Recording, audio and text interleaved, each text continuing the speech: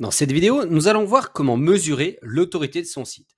Avant tout, petit disclaimer, il faut toujours garder à l'esprit que quelles que soient les métriques que vous regarderez lorsque vous analysez votre site, c'est toujours à prendre avec des pincettes et surtout à comparer avec les autres.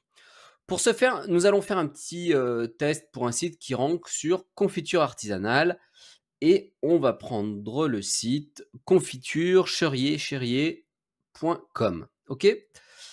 La première chose à faire, c'est du coup de regarder finalement sur le top keyword quels sont les concurrents. Ok. On a donc dit que nous, c'était celui-ci. On voit donc quoi? Ce qui est important d'abord de regarder, c'est le nombre de domaines référents, c'est-à-dire le nombre de sites différents qui font des liens vers le site en question. Ici, on voit donc qu'il y a 19 sites différents qui font des liens. Mais comme je vous disais, c'est important en fait de regarder en comparaison des autres. C'est-à-dire que si tous les autres étaient autour de 19, on se dirait on est dans la moyenne. Là, à l'inverse, pour cet exemple, on voit que c'est le plus petit de tous. Et pourtant, il rank deuxième. Donc, ça veut dire quoi? Ça veut dire que probablement que ces liens sont plutôt de bonne qualité. Par contre, ça reste malgré tout précaire parce que ça veut dire que potentiellement, il risque malgré tout de descendre. Ok. Un autre indicateur qui peut être intéressant, c'est finalement de regarder le trust flow. Mais pour ça, si vous utilisez SEO Observer, je vous invite à aller un peu plus loin et en fait d'ouvrir la fiche d'identité du domaine. Et ce qui est intéressant en fait, c'est de comparer le trust flow et le citation flow. Là, typiquement, qu'est-ce qu'on voit? On voit que le trust flow, qui est censé mesurer, je mets plein de guillemets, la qualité des liens, alors que le citation flow, lui, mesure plus la quantité finalement. Ok.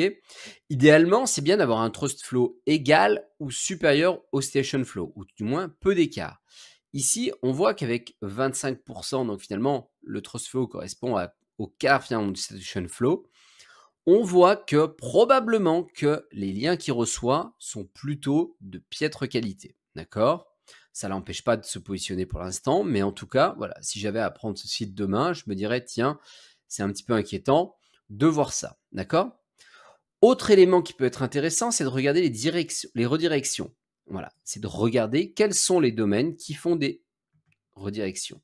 Là, par exemple, si nous ouvrons, on voit que, eh ben, ils ont quelques domaines référents, hormis celui-ci.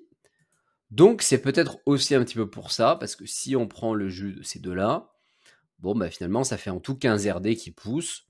Si on rajoute ça au 19, on est autour des 35 RD. On reste plus petit que la quasi-totalité des concurrents. Donc, vous l'aurez compris, quand on regarde finalement l'autorité de son site, on regarde avant tout par rapport aux concurrents. D'accord? Le trust flow, pour rappel, il mesure plutôt la qualité des liens et le citation flow, c'est plutôt lié à la quantité des liens. D'accord? Autre élément qui peut être intéressant de regarder, c'est la différence entre les domaines référents et les IP ou subnets. Alors, qu'est-ce que ça veut dire? Là, ça veut dire que c'est des sites différents. Et là, c'est les adresses IP, donc c'est plutôt lié au serveur si on voulait schématiser un petit peu. Et quand on voit que les deux nombres sont plutôt différents, on se dit que c'est naturel. Ce qui serait pas naturel, par exemple, ce serait d'avoir, imaginons, 2000 domaines référents et que 10 IP. Pourquoi? Ça voudrait probablement dire qu'il s'agit d'un réseau et que tout le réseau a été mis sur le même serveur. Donc, ça voudrait dire qu'il y a un risque potentiel que demain Google le détecte et fasse chuter le positionnement du site.